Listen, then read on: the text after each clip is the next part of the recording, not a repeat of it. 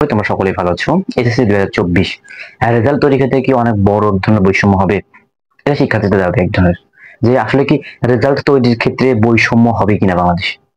হতে পারে সেটা বোর্ড ভিত্তিক বৈষম্য, হতে পারে তোমাদের ভালো স্টুডেন্ট খারাপ স্টুডেন্টের বিপক্ষে এক ধরনের বৈষম্য, এটা হতে পারে। কিন্তু দেখো, আমি একটা কথা আজকে একটা কথা বলি, যেটা একটা স্টুডেন্টের মা আজকে আমাকে ফোন দিয়েছিল, দিয়ে আমাকে ফোন দিয়ে বললো, বাবা আমার ছেলে এসএসসি তে দুটো সাবজেক্টে 79 করে পাইছে।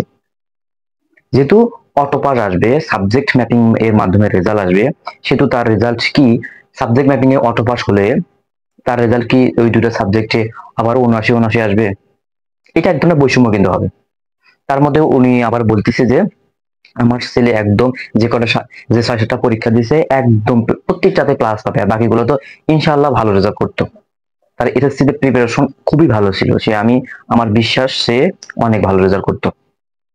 কিন্তু সাবজেক্ট ম্যাপিং এর মাধ্যমে যদি রেজাল্ট তৈরি করা হয়, তবে কিন্তু এটা এক ধরনের বৈষম্য হবে, তাই না?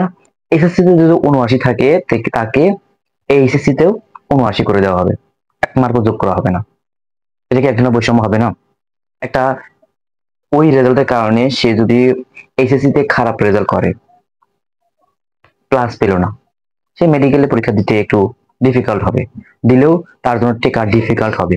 0.25 মার্কের অনেক দাম, অনেক ডিফিকাল্ট হবে, অনেক ভালো ভালো আপনি পরীক্ষা দিতে পারবেন না, বুয়েটে পরীক্ষা দিতে পারবেন না যদি রিকোয়ারমেন্ট দেয় এমন। তখন এক ধরনের বৈষম্য হবে। আমি চাই যে প্রতিটা শিক্ষার্থীর জন্য একটা ভালো রেজাল্ট আসুক, বৈষম্যহীন রেজাল্ট আসুক, সেটা হোক বোর্ড ভিত্তিক রেজাল্ট, হোক শিক্ষার্থীদের দাবি বৈষম্যহীন চাওয়া একটা রেজাল্ট। আমি চাচ্ছি প্রতিটা ক্ষেত্রে বৈষম্যহীন রেজাল্ট হোক। এখন কথা হচ্ছে, তোমার অনেকে জিজ্ঞেস করতেছে রেজাল্ট কিভাবে তৈরি হবে, বা রেজাল্ট কোন দিন তৈরি হবে।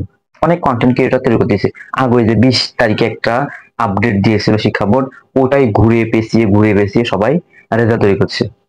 সবাই বলতেছে ওখানে দেওয়া ছিল যে তোমাদের রেজাল্ট শিক্ষার্থীদের পক্ষেই হবে, এরকম একটা দিয়েছিল। কিন্তু বর্তমানে কোনো নির্দিষ্ট কোনো নোটিশ দেওয়া নেই এই পক্ষে। এক একজন এক এক মতামত প্রকাশ করতেছে।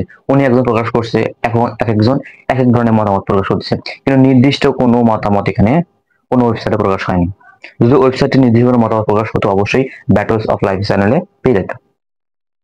এখন তোমাদের এক ধরনের বৈষম্য, বড় ধরনের বৈষম্য। শিক্ষা বোর্ড কি করবে এই বৈষম্যটার বিপক্ষে? কি করবে যে এরকম রেজাল্ট তৈরি হয়? শিক্ষা বোর্ড কি করবে তোমাদের মতে? তোমরা কি চাও? এখন তোমরা চাও কি এসএসসি অনুযায়ী রেজাল্ট হোক? যদি রেজাল্ট হয়, একটু তোমাদের জন্য স্যাক্রিফাইস করা উচিত তাদের। এমনও হয় তখন তোমাদের রেজাল্ট আমার মতে সবাইকে ভালো করে দেওয়া উচিত, কেন তোমাদের তো যোগ্যতার নির্ধারণ হবে অ্যাডমিশনে গিয়ে। এখন ভালো দিলেও ওদের যায় আসে না, খারাপ দিলেও যায় আসে না, ভালো করে দেওয়া উচিত। আমার মতে রেজাল্টটা ভালো করে দেওয়া উচিত, দিয়ে অ্যাডমিশনে গিয়ে তোমাদের যোগ্যতার পরীক্ষা হবে। প্রত্যেক স্টুডেন্টের যোগ্যতা পরীক্ষা অ্যাডমিশনে হবে।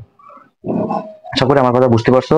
তোমরা এখন যা যেমন অবস্থায় আছে, যেহেতু সাবজেক্ট ম্যাপের মধ্যে রেজাল্ট হবে, তোমাদের আমি বলবো তোমাদের নিজের মধ্যে একটা জেদ তৈরি করে অ্যাডমিশনের জন্য প্রস্তুতি নাও। সবাই, প্রত্যেকটা স্টুডেন্টের উচিত এখন অ্যাডমিশনের জন্য ভালোভাবে প্রস্তুতি নেওয়া, এগিয়ে যাওয়া, তবেই তোমরা জীবনে কিছু করতে পারবা।